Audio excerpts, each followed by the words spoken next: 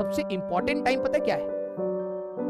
Important time सबसे ज्यादा, और यहीं से रैंक डिफरेंशिएट होती है। सबसे ज्यादा इंपॉर्टेंट टाइम होता है मार्च, लिटरली बता रहा हूं, सबसे ज्यादा इंपॉर्टेंट टाइम होता है मार्च।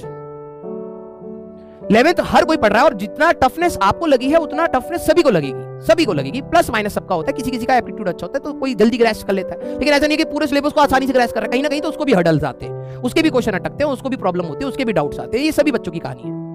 अब प्रॉब्लम पता है क्या है कि हम लोगों का, मैं ये बोलूंगा कि हम लोगों की आदत है, ये पर्सनली मेरी भी आदत थी, जब हमारे 7th क्लास खत्म हुई थी, 7th और 8th के बीच का जो गैप है हम लोग एंजॉय करते हैं। क्यों? क्योंकि 7th खत्म हुई, अब नई क्लास में जा रहे हैं। 8th जब खत्म हुई और 9th के बीच का जो गैप है हम लोगों ने वेस्ट करा। पेरेंट्स हमेशा कहते थे अरे भाई कुछ नहीं है तो कम से कम तू पिछली क्लास को रिवाइज कर ले, क्योंकि हमें लगता था हमने तो एग्जाम दे दिया, अब हमारे क्या काम का 8वीं क्लास।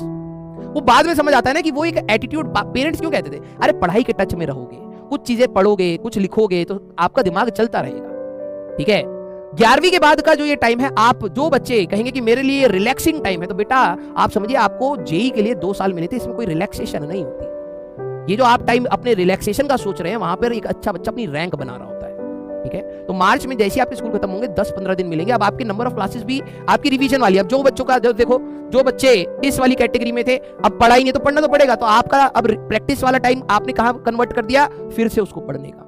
पूरे साल का स्ट्रगल, जिन्होंने गिव अप कर दिया होगा उन्होंने ये वाला फैक्टर बढ़ा लिया, जिन्होंने गिव अप नहीं करा होगा उन्होंने इस वाले कैटेगरी में आए, और जिन्होंने बिल्कुल गिव अप नहीं करा वो इस कैटेगरी में आए, वो अब आगे हैं आपसे।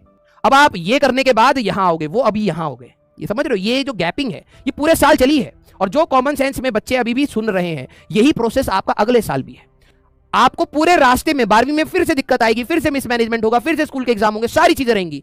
अब आप इस कैटेगरी में जाते हो वो सारी चीजों की वजह से, और अपने आप को डिमोटिवेट करके इस कैटेगरी, एग्जाम तो सभी को देना है, ऐसा तो है नहीं कि एग्जाम आखिरी में कहेंगे ये बच्चा डिमोटिवेटेड था इसका एग्जाम नहीं लेंगे, इसको ऐसी मार्क्स दे दो, ऐसा तो होगा नहीं।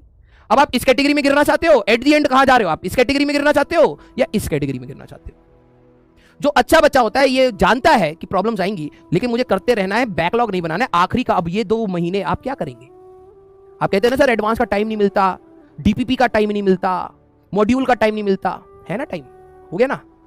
उस समय आप शांत दिमाग से अपने टेस्ट अच्छे से देते, थ्योरी क्लासेस अच्छे से करते, होमवर्क अच्छे से करते, उतना ही करते, आज आपका इस पे फोकस बढ़ेगा। जिस बच्चे ने उसको और अच्छे से मैनेज करा होगा उसका और अच्छा फोकस होगा। यही डिफरेंशिएशन चल रही है, यही बच्चे आगे पीछे हो रहे हैं। और अगर आपने अपना अगला महीना बर्बाद कर दिया 12वीं से पहले, तो बिलीव मी, आप अपने, दुनिया आपको क्या डिमोटिवेट करेगी, आप अपने आप को ही डिमोटिवेट करके बैठ जाएंगे कि भाई दुनिया तो बहुत आगे है।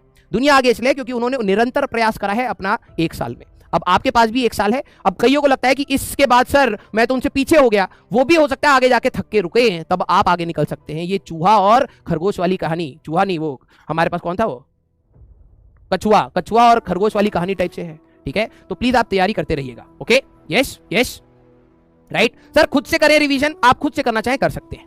ठीक है, देखो जो आपको रिवीजन लेक्चर्स मिलेंगे मैं खुद बता रहा हूं, मैंने ही रिकॉर्ड करे हैं और मैं आपको अभी भी बता रहा हूं, अच्छे बच्चे को रिवीजन खुद से ही करनी होती है।